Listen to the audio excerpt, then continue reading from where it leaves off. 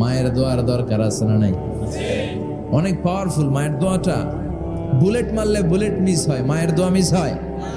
Drone হামলা করলে drone হামলা মিস হয়ে যেতে পারে, কিন্তু মায়ের দোয়া কঠিনকালে মিস হয় না। চিল্লায় বলেন ঠিক কিনা? মায়ের দোয়াটাও কবুল, বদদোয়াও কবুল।